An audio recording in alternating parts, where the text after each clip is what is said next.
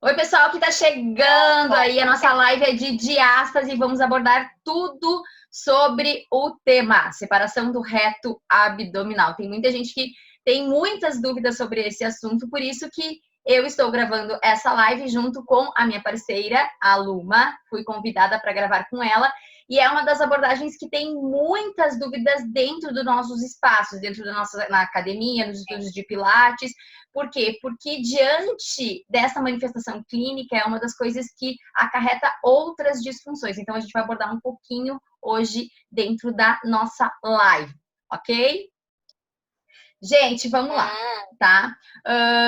Eu separei, Luma, eu gosto de trabalhar muito com embasamento científico, tá? Então, quando a gente fala de alguma coisa, independente do tipo de patologia, eu acho que a gente precisa ter uma estrutura.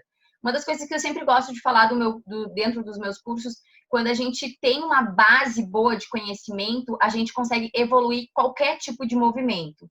Então, se nós estudar e também não colocar em prática, a gente também não adianta de nada. Então, o casamento perfeito é o científico com a prática, é a teoria, é a prática. Então, por isso que eu trago os artigos, às vezes a gente fica, ai, que monótono, o artigo lê em inglês, ai, é um pouquinho difícil, mas não tem problema, porque hoje em dia a gente tem Google Tradutor, a gente tem a ajuda do colega, a gente tem a Manu, tem a Luma aqui, para disponibilizar esse conteúdo devastador que é do universo feminino. Então, eu me chamo Manu Pimentel, para quem não me conhece. Eu sou especialista em fisiologia do exercício. Eu trabalho com o universo feminino desde 2000, que eu me aprofundei desde 2011 e trabalho com Pilates desde 2010. Então, no primeiro ano eu fiquei meio vagando, assim, mas depois eu já tomei um norte na vida. E eu comecei a estudar em primeiro gestante, né? Então, não tem como a gente a gente tá numa live de diástase e a gente não abordar o tema de gestação. Primeira coisa, uma das coisas que é fundamental a gente abordar, que não é todas as pessoas, não é todas as grávidas que elas terão a diástase. Um dos estudos que eu estou apresentando dentro do meu e-book mostram que 60% das mulheres no pós-parto tardio tardio para o remoto, a gente pode falar, apresentam ainda diástase. Mas homens também podem ter diástase, subnutridos podem ter diástase, obesos podem ter diástase, pessoas que têm a pressão intraabdominal aumentada também podem ter diástase. Então, quando a gente fala diástase, tem um leque de nicho de mercado para trabalhar, não especificadamente a gestante, a puérpera, enfim, todas essas pessoas que eu citei antes. Quando a gente fala tratamento de diástase, uma das coisas que até a gente tinha conversado antes, né, Luma, é a questão da autoavaliação. Isso é uma das coisas, quando a gente fala tratamento de diástase, é uma das coisas que a gente precisa tomar um certo cuidado, porque a gente precisa saber ter o quê? Uma anamnese bem precisa. Então, o que eu falo? O que é uma anamnese bem precisa? É a gente ver como está a integridade, é saber como que a gente está a tonificação, é saber se a gente tem afastamento.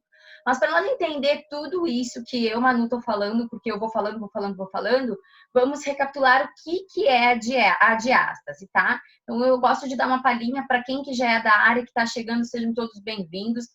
Tem o meu povo do Rio Grande do Sul que está no meu estúdio ali, tem Denise que está na área, Everton que está na área, Jaque que está na área, Rafa que está na área. Muito obrigada por vocês participar e para aprender junto conosco, comigo e com a Luma hoje.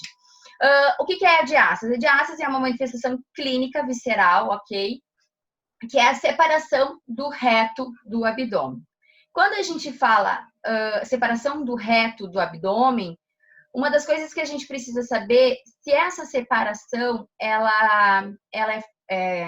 se essa separação do reto abdominal, ela tem, eu tô com consciência na cabeça. Um beijo, o Estúdio Pilates Manu Pimentel tá dando abanando aqui.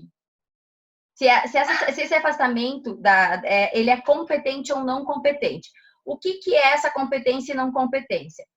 A avaliação da diástase, a gente fala que até 2,5 centímetros de afastamento, eu não estou falando de profundidade, estou falando de afastamento, é considerado uma diástase fisiológica. Ok, diástase fisiológica até 2,5 centímetros. Nos estudos, nas diretrizes de hérnia, falam que pode até ser considerada até 3 centímetros desse afastamento. Mas vamos seguir as diretrizes das gestantes, que é até 2,5, das puérperas, enfim, até 2,5 centímetros. Acima de 2,5 centímetros é uma diástase não fisiológica. O que seria uma diástase não fisiológica? Uma diástase não competente. O que é uma diástase não competente?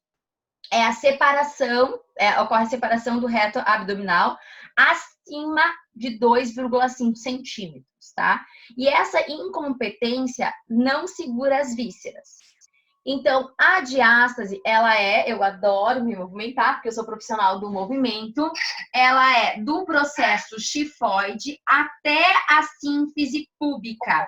Então, o nosso reto abdominal, ele se origina, então, do processo xifoide e se insere até a sínfise púbica. Todo esse percurso, onde que se insere o reto abdominal, faz o percurso da o quê? Da nossa linha alba. A linha alba é a parte mais, a gente pode falar, mais poderosa do nosso abdômen. Então, é o elemento mais forte que a gente tem na parede abdominal. Ela é cheia de feixes de aponeuroses, né? Cheio de tecido conjuntivo. E o que o nosso tecido conjuntivo ele é? A nossa fáscia. Então, assim, a gente sabe que todo o nosso corpo ele é conectado pela fáscia. Hoje em dia a gente fala muito, aborda muito sobre fáscia. Até a recém estava falando com a Mônica, também especialista em fáscia. Um pouquinho antes de entrar na live, estava conversando com ela no Instagram. E a fáscia, ela faz o quê? Ela faz o revestimento da musculatura. Ela que divide, então, o reto abdominal, o oblíquo, com uma visão de fora para dentro, ok, gente? O reto abdominal, o oblíquo externo, o oblíquo interno, o transverso abdômen. Tudo isso, ele é interligado com camadas. Então, por exemplo, toda a estrutura da face, ela tem o quê? Colágeno e elastina. O que é colágeno e elastina? Nosso tecido conjuntivo, que forma, então, 3 camadinhas. Então, por exemplo, o reto abdominal tem 2 camadinhas, que se une com a camadinha do oblíquo externo, que se une com o oblíquo interno, que se une com o transverso do abdômen. Toda essa união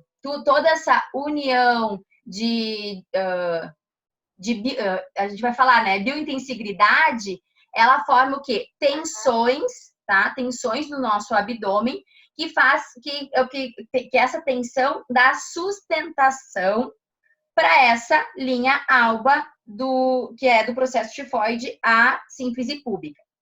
E esse legal. Pode falar. Pode falar.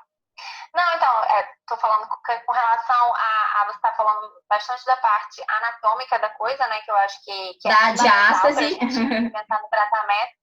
E da mesma forma também pensar nessa questão da funcionalidade, né? Uhum. Do que é a função ali do reto abdominal, do que vai estar comprometido com essa diástase e o que pode já estar apresentando esse comprometimento como meio que um aviso do corpo, né, de uma possibilidade aí de diástase, já que aquela função está comprometida, né? Uhum. E aí, se a gente está pensando em reto abdominal, a gente está pensando em flexão de tronco, em sustentação dessas, né, vísceras, até por isso, né, também a conexão não deixa de ser até uma proteção da própria lombar, né? Uhum. A hiperlordose. Porque a gente tem que lembrar que quando a gente está falando de abdômen, até alguém colocou aqui, a Marisa falou cinturão.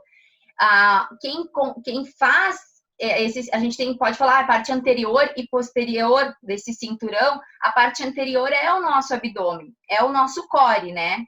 Mas antes de nós entender o que é o core, a gente precisa entender a fisiologia, a mecânica, a biomecânica do movimento, como você falou da questão da flexão de tronco, mas a gente também precisa saber, primeiro, origem inserção, fáscia. Então, tratamento de diástase, hoje em dia, a gente pode falar assim, Como que eu devo tratar essa pessoa, essa puérpera, por exemplo?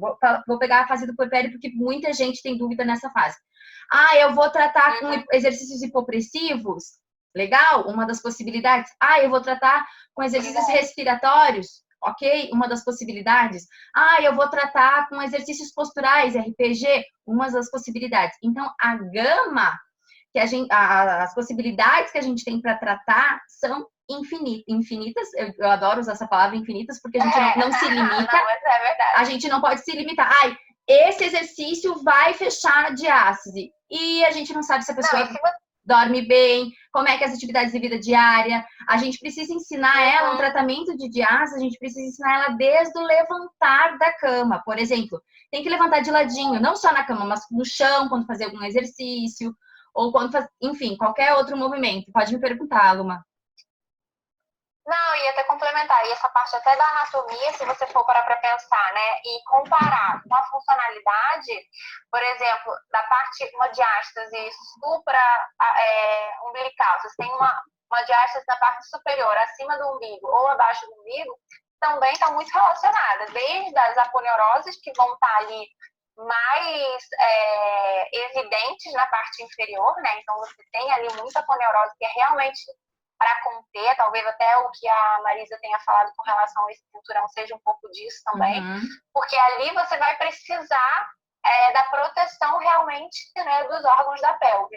E aí na parte superior já não tanto, porque você não vai ter uma linha alba tão resistente, né, quanto na parte inferior, até porque ali vai estar tanto a parte de sistema digestório. Que ali tem mais ventre muscular, que a gente chama, né? Mas a linha alba em si, ela vai estar com menos aponeurose, né? Então, de certa forma, tem uma certa facilidade a um comprimento maior na parte superior, né? Eu tenho um estudo aqui, deixa eu ver qual é que é o nome do estudo, porque eu tô com mais de um aberto. Este daqui. Deixa eu mostrar aqui para vocês. Esse estudo aqui, o estudo que tá aberto aqui, esse estudo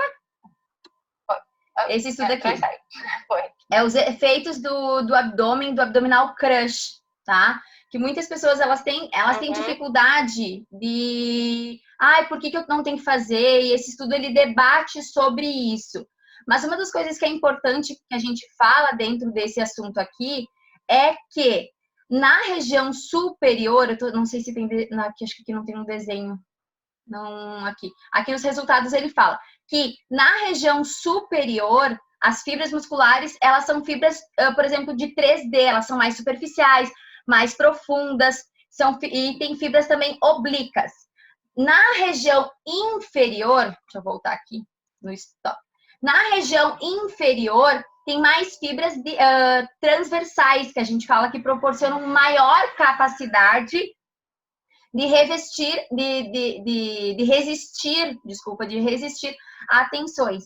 Então, por exemplo, a maioria das mulheres, hoje em dia, nesse estudo, ele apresenta que elas têm, 38% das mulheres, elas têm mais inferior. Já 60% das mulheres, elas têm mais superior, essa abertura. Então, sabendo desses dados, sabendo que na região superior tem mais ventre muscular e na região inferior a gente tem mais aponeuroses, tem até a nossa arcada de Douglas, que é um dissipador de tensões, de tendões ali, de aponeuroses, enfim. Nós precisamos, o que a gente precisa trabalhar quando a diástase é maior ou superior? Postural.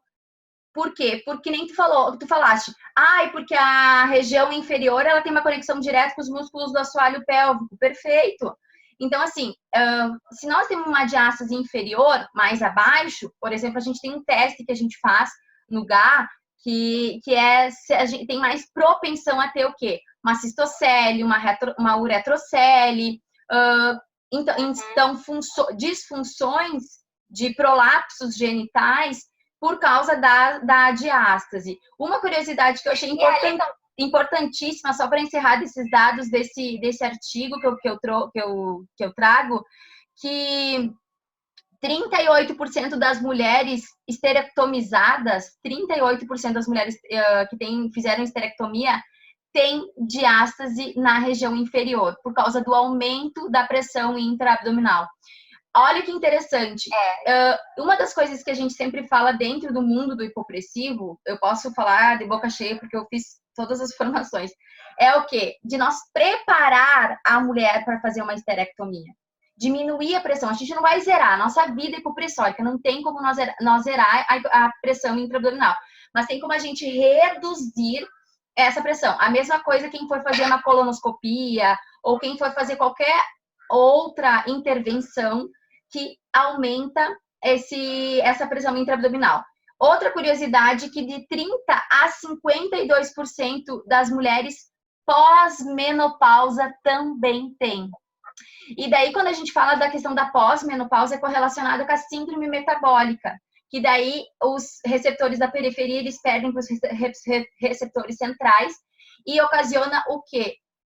Um aumento pode ser cardíaco, hipertensão, pressão intraabdominal, incontinências urinárias, outras disfunções correlacionadas também com a questão da hipófise anterior, das questões hormonais, que também, quem discute comigo, eu falo muito sobre isso. Então, assim, saber o sistema e saber a estrutura para nós, saber esse embasamento é muito importante quando a gente vai montar uma aula, que nem eu digo assim, mas eu só vim aqui para fazer exercício. Tudo bem, legal que é importante nós saber exercício, tá, e qual que é a base que você tem? Então, assim, depois que tu tem a base, você pode criar qualquer exercício. Sabendo... eu acho que fica muito óbvio, né? Muito claro na cabeça da pessoa quando ela tem essa noção do que ela tá tratando e tal, do que ela se apegar. Às vezes tem gente que tem assim, eu tenho 2 exercícios que funcionam muito bem para quem tem dor lombar. Perfeito. E aí a pessoa não tem a menor noção do porquê que aquilo tá fazendo bem, né? Sim. Do qual motivo que aquilo. Numa situação agora, por exemplo, a gente de quarentena não tem um Cadillac, não tem um Reformer, tem gente que não tem uma bolinha em casa, e aí como é que faz, né? Tipo, não... Enfim, isso também é bom até pra gente estar sempre transformando os exercícios, sempre tu sabe que até tratando, né? As meninas que estão no presente na live, que eu falei ali, o Everton, a Denise, Rafa, a Su, é uma das coisas que a gente preparou kits nesse momento para emprestar para os nossos alunos. A gente mandou bola, mandou Magic Circle, banda elástica, enfim, nós montamos kits para eles fazerem em casa. Então, a gente disponibilizou. Acho que a gente conseguiu distribuir mais de 22 kits. Então, nós temos 3 estúdios lá no Sul. E daí, agora, quem não é de risco, a gente está autorizado a atender um por horário, uma carga horária reduzida, enfim. E nesse retorno, a gente pensou assim, mas não tem bola, mas não tem um elástico. Daí eu disse assim, que essa pandemia, ela veio para a gente recriar, para a gente se reconectar e para nós, vamos lá, vamos começar. Então, tipo assim, o que é essa reconexão que eu digo? De nós saber a estrutura, de nós saber por onde que a gente tem que começar, porque nós estava tão no piloto automático, assim, assado, então...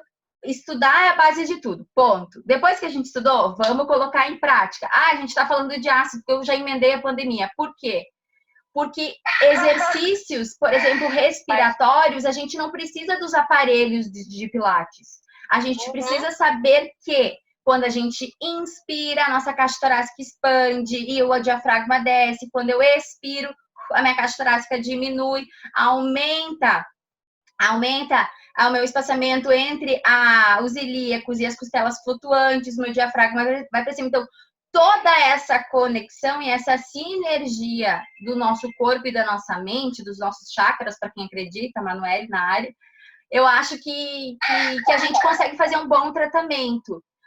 Só que um detalhe bem importante, a anamnese de diástase tem que ser presencial. Tem que ser presencial. Porque tem que palpar, né? Não tem jeito. Por que eu digo isso da questão de palpar, tá? Porque não é só o afastamento. Quando a gente está falando de diástase, não é só afastamento. A gente está falando da integridade da face. Eu bato isso na tecla por quê? Porque eu manupecava e no início, lá em 2011, que eu aprendi a minha primeira avaliação, enfim. A gente, cada ano que passa, a gente tem mais conhecimento. Eu tenho mais conhecimento do que mês passado e assim a gente vai indo. Né? É uma progressão. Que bom, né? Que bom que é assim. Que bom que é assim, graças a Deus. É bem isso. E, não, e aí, o que eu fazia? A gente só avaliava o afastamento, afastamento, afastamento. Só que se a gente não pensar, o que é tensigridade? Vem da construção civil. O que é a biointegridade? A gente fala que é a biologia estrutural do nosso corpo, né? Então, se nós... Não, e que eu acho que os engenheiros devem ter se baseado muito no corpo humano, né? Para muita coisa, porque a gente é bem perfeito, né? A gente estraga às vezes durante o movimento, durante o dia a dia, mas o nosso corpo é uma máquina muito perfeita, né? Quando a gente vai estudar, a gente vai analisar. Acho que tem muita construção aí que é feita baseada na biomecânica. Eu acho que até um dos posts da Mônica que eu vinha falando com ela, que eu falei que o nome da nossa coluna vertebral veio de uma coluna. Só que o objetivo da coluna, a gente tem curvaturas fisiológicas na nossa coluna. Só que o nome veio por quê? Porque as tensões de um pilar de uma coluna da engenharia é a mesma função que a nossa coluna faz. A todo momento a gente está mexendo com tensões, e é esse o objetivo. Mas voltando aqui para o meu modelo da diástase, a gente pensa numa ponte, ok? E todo dia essa ponte ela abre e fecha porque o navio vai passar, ok? Na engenharia civil. Na anatomia, no humano, o que é esse navio que passa? Por exemplo, todo dia a gente come, faz uma refeição e o nosso estômago ele incha, ele forma o bolo alimentar, então ele faz toda a função digestiva e ele dá uma inchadinha. Então, após a nossa refeição, o que ocorre? Uma estufadinha. E ocorre também uma diástase, faz um afastamento. Então, mesma coisa que a ponte. Só que o que acontece? Se essa ponte estiver toda craquelada embaixo, quando for subir, por exemplo, quando for fazer aquele movimento para o navio passar, ela vai estar... ela ou vai subir só um pedaço, ou não vai conseguir passar. Então, a integridade seria as rachaduras dessa ponte que eu estou dando de exemplo da engenharia civil. E quando eu falo a integridade do nosso corpo, é a questão que a nossa linha alba da integridade, para o pessoal entender, ela não tem competência de segurar as vísceras, não sustenta. Que daí vem hernia umbilical, as outras patologias vem acontecendo. Isso tem também no sentido inverso, não é muito, porque tem muita gente que fala, eu já escutei muita gente falando, acontece porque tem fraqueza do reto abdominal, fraqueza da musculatura abdominal. E nem sempre é assim, porque se você tem também uma grande tensão em cima, né, eu acho que isso acontece até com o capacete, né, a gente tá meio engenheiro hoje, mas tentando levar um pouco para isso, se o capacete ele for muito duro, quando ele bate no chão, ele quebra e ele não amortece na sua cabeça, ele não protege a sua cabeça. Então, da mesma forma, o nosso crânio, por exemplo, né, e da mesma forma as aponeuroses, enfim, e as fáscias. Então, se elas estão ali com uma nutrição ruim, né? Então, como você falou, a saúde daquele tecido. Então, se ele está com aquele tecido muito denso, muito tenso, também, se você colocar qualquer estiramento ali, qualquer coisa que precisa expandir e ela não tem elasticidade para aquilo, ela, além de não conseguir, o que ela conseguir, ela vai acabar rompendo, perfeito, porque ela não tem elasticidade para aquilo. Perfeito, né? Perfeito. Então, também ter essa avaliação é importante para a gente saber como é que está a nutrição daquele tecido, né?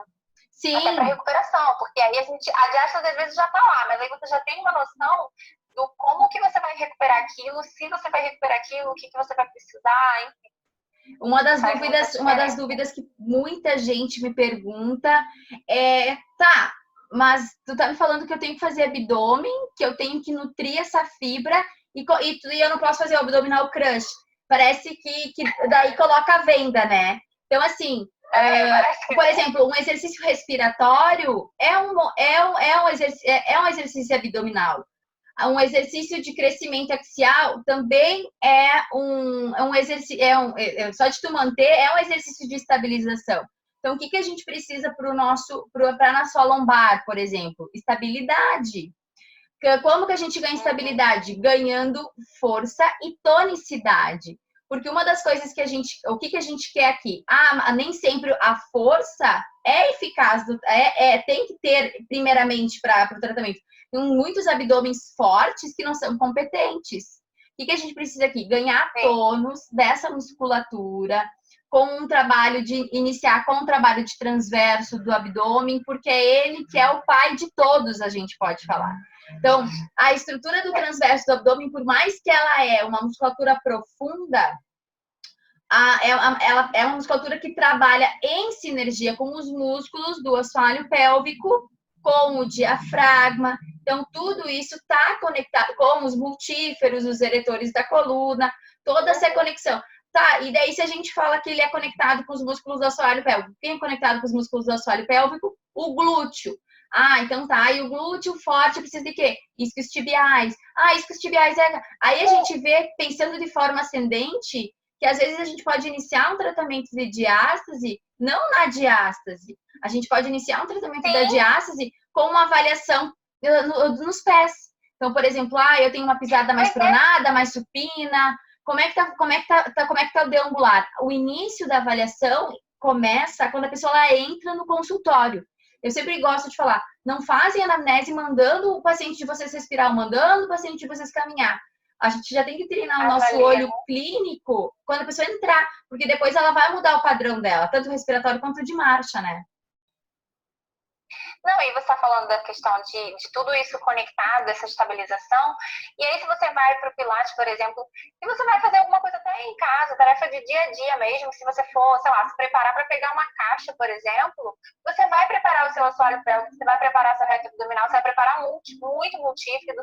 Tem estudo, né, eletromiográfico mesmo, que a gente, antes mesmo de estar executando o levantar algum objeto que a gente sabe que é pesado, tanto que se você vai pegar um objeto que aparentemente é muito pesado, né? E aí você pega, daí você dá aquele solavanco se ele não for pesado, né? Se ele for leve, por exemplo, você vai, tem aqueles pezinhos de madeira, né? Que parece que super pesado, aí você vai, pega, e aí o teu corpo, ele desestabiliza, porque ele preparou todos esses estabilizadores, né?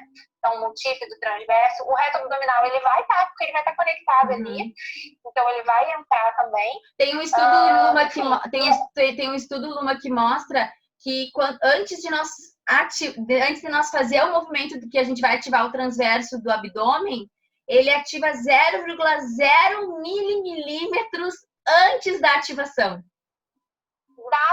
Da ativação. Então... Eu vou pegar deixa eu colocar aqui num outro artigo que eu quero mostrar para vocês. Deixa eu virar aqui, peraí.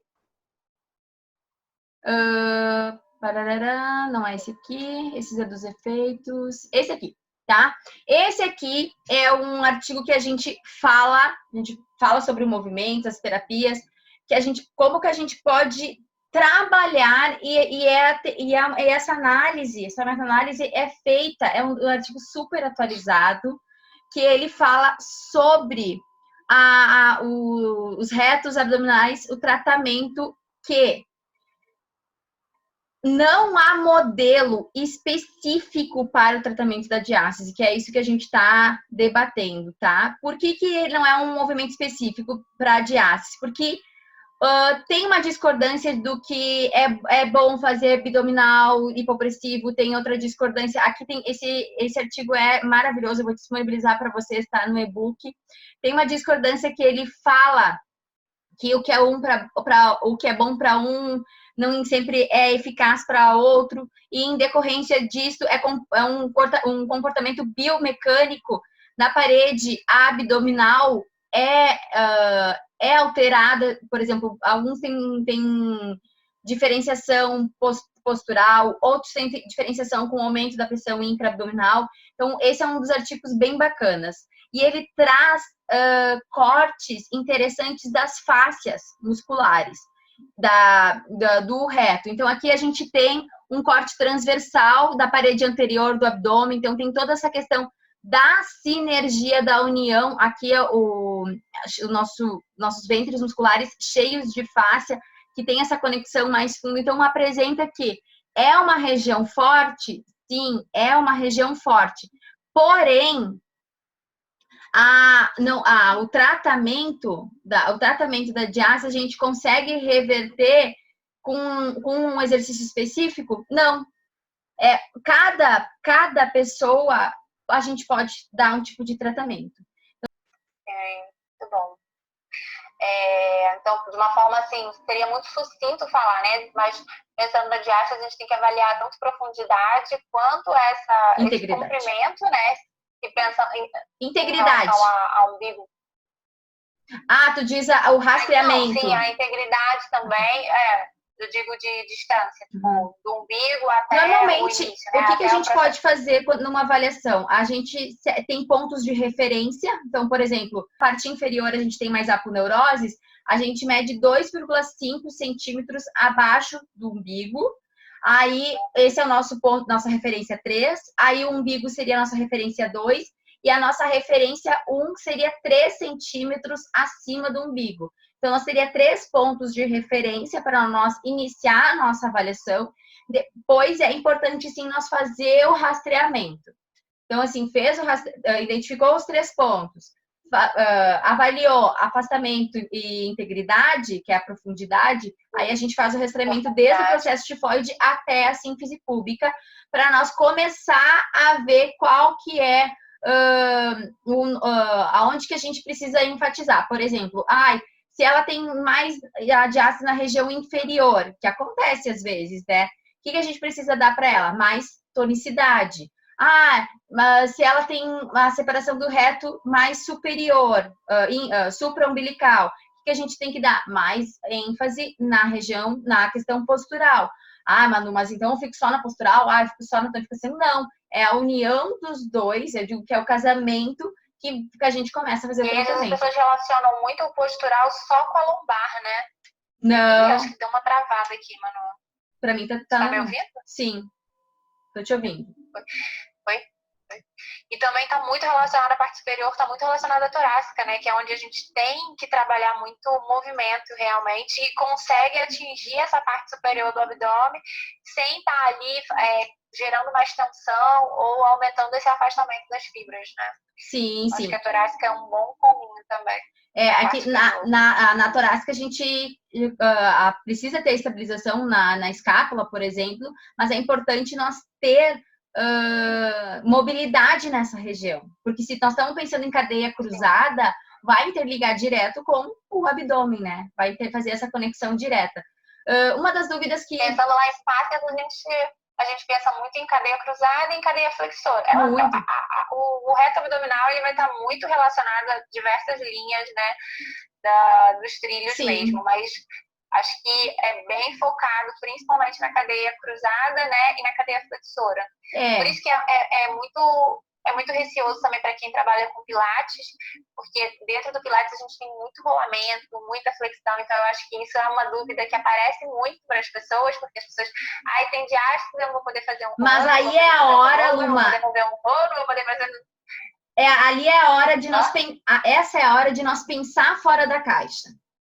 Porque se nós estamos pensando, eu não posso fazer uma flexão de tronco, que é o movimento crush, por exemplo, eu posso colocar minha perna em cima do Cadillac e fazer um movimento de flexão para frente, alongando, por exemplo? Pode. O que não pode é aumentar, para ter um aumento de pressão, que é isso que a gente vem falando. Tudo que aumenta a pressão rápido, tá? Como, por exemplo, um crush. Então, bem assim, outras pessoas que vêm me perguntam, prancha pode? Grávida, um grávida na cabeça. Mas quem tem diástase pode fazer prancha? Não sei. Eu não às vezes a prancha aquela pessoa pode, eu não sei qual a hora do tratamento que eu posso dar. Então, assim, é contraindicado se ela, do início, se a gente detectou, pode ser que sim, mas pode ser que no final a gente use como tratamento. Então, assim, pode ser que se eu fizer uma pranchinha na parede, eu peço para ela fazer o crescimento axial, eu começo a trabalhar exercícios de estabilização, depende como a maneira que eu vou dar o estímulo. Eu falei de grávida e não tem como, eu falo muito do conexão gestação, não tem como eu não abordar aqui, que o que tem no conexão gestação não tem no Power Femme. Eu digo que o Conexão Gestação ele veio para ser a cerejinha do bolo da do Power Femme. A gente faz toda a revisão da anatomofisiologia e eu tô com os arquivos abertos aqui, que a gente vem aqui. Ó, aqui é os artigos bônus que eu vou dar para vocês. Esse artigo aqui, ele fala da importância da estabilização para as mulheres que estão grávidas, né? A importância da estabilização das musculaturas do abdômen quando é feito exercícios. E uma das curiosidades que é interessante, que aqui fala que normalmente... mais para baixo nos resultados aqui. Normalmente, as mulheres no segundo trimestre que começam o afastamento do reto abdominal. Então, aqui eu já cheguei. O que acontece com essas mulheres que elas têm esse afastamento? No segundo trimestre de gestação. Deixa eu girar aqui. Normalmente, precisa ter esse afastamento. Porque se não ter afastamento, para onde que vai crescer a criança? Só que daí entra uma parte importante. Uma das coisas que entra numa parte importante. Que a grávida precisa fazer a ativação do abdômen. Que é uma das maneiras para prevenir a diástase. Então, grávida deve ativar o abdômen, sim. Deve ativar o assoalho pélvico, sim. Ok? Lembrando que sempre tem que ter uma anamnese bem precisa. Ali eu gosto do casamento do profissional do movimento com um fisioterapeuta pélvico, porque ajuda bastante. Principalmente por causa dessa pressão intraabdominal até o último trimestre. Grávidas, o que elas precisam? Estabilizar, tonificar, porque como elas já estão com o efeito da relaxina, elas vão ter as articulações mais frouxas. E então, se caso ela tem um encurtamento de posterior, interessante, mas não precisa ficar dando alongamento para grávida. Então, é uma das coisas que a gente gosta de colocar também. Nessa fase, né? E também a gente gosta de colocar que quando a grávida ela tá na preparação, lá no parto, tá na fase ativa, ela precisa o quê? Alongar e respirar. E quando ela solta o ar, é uma maneira de ela soltar o assoalho pélvico. Então, se ela sentir a dor, sentir a contração e flexionar e ficar em apneia, aí o nenê vai bloquear. Então, aqui a gente já está fazendo toda essa preparação, todo esse preventivo para as gestantes também. Então, quando a gente fala diástase, olha só, a gente falou da pós-menopausa, falamos das grávidas, falamos das mulheres que fizeram histerectomia, falamos dos subnutridos, falamos da quem faz muita força, a gente falou da questão da força. Então, assim, a diástase pode ocorrer com todo mundo, né? Com todo mundo. Então, é bem abrangente, um conteúdo bem abrangente. Ó, a Sandra tá falando que fez a segunda turma da Conexão Gestação. Teve mais gente que botou aqui nos comentários, que amou, que foi ótimo.